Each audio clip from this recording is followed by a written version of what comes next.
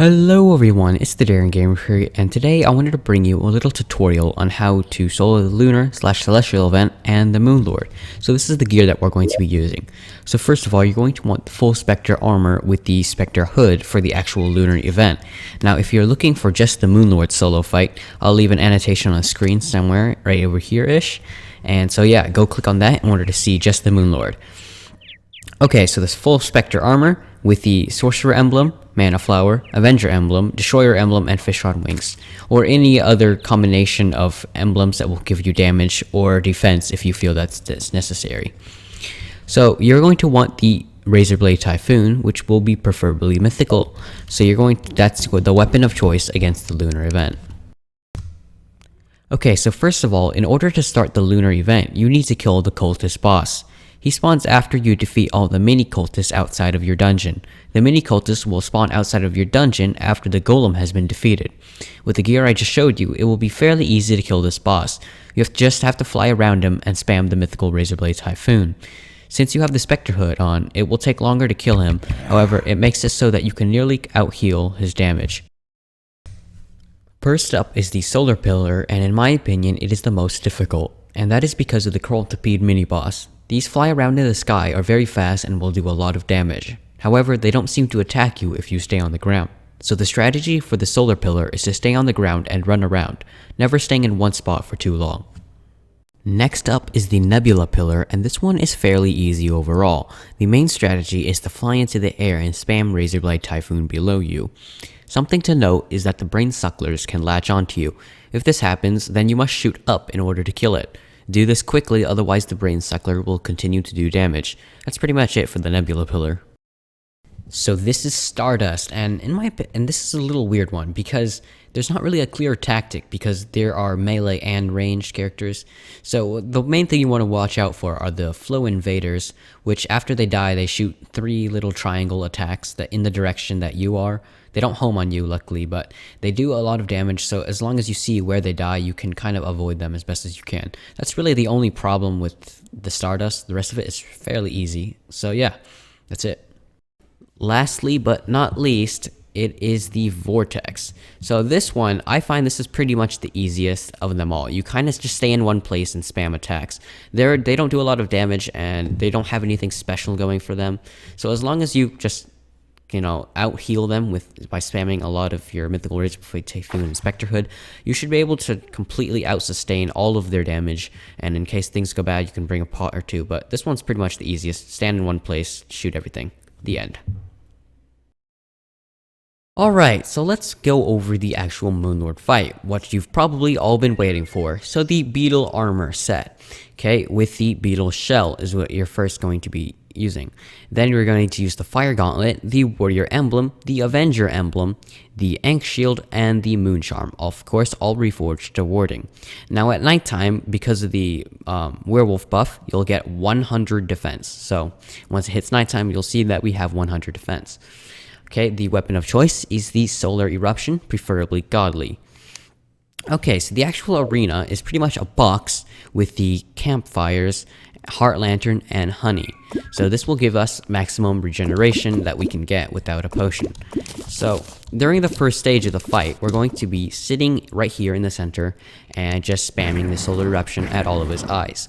Now once all of them get low, you're gonna want them to get all of them low first and then kill all of them so you can minimize the damage you'll take. Now once he hits the second stage, that's when it gets pretty hard. Now with the True Eyes of Cthulhu darting around, he'll start doing a ton of damage. So that's when you hop around like this and stand on the pressure plates and get hearts from the heart statues.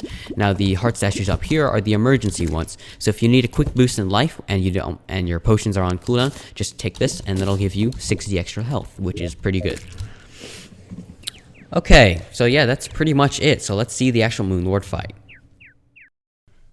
Okay, so the Moonlord has spawned, but there's nothing really to talk about as I pretty much use the strategy that I just stated. So we are going to be sitting right in the center, just spamming Solar Eruption until he enters stage 2, and then spamming it directly below us while hopping around in the heart statues. Now there's nothing special, but I will leave the entire Moonlight fight with some music in the background probably. So yeah, go fight him.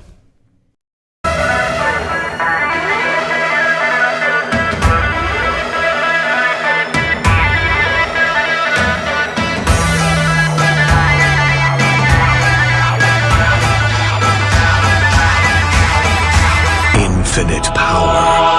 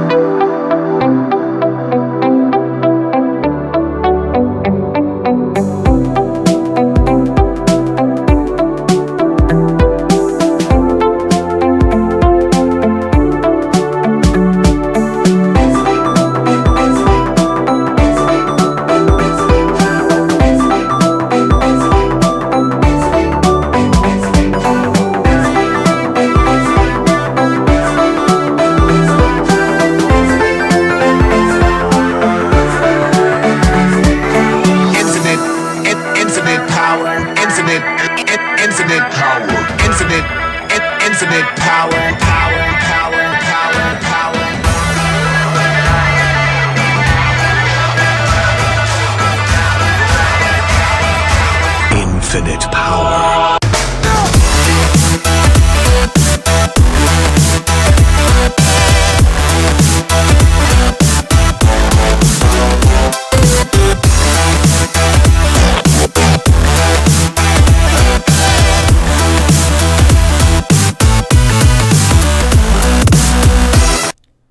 Well, that's it everyone, my guide to solo the Lunar/Celestial event and the Moon Lord. I hope you enjoyed this video and found it both informative and entertaining. If you want to see more of my videos, feel free to drop a like and subscribe. If you have any questions or criticisms, leave them in the comment section below. Thanks for watching.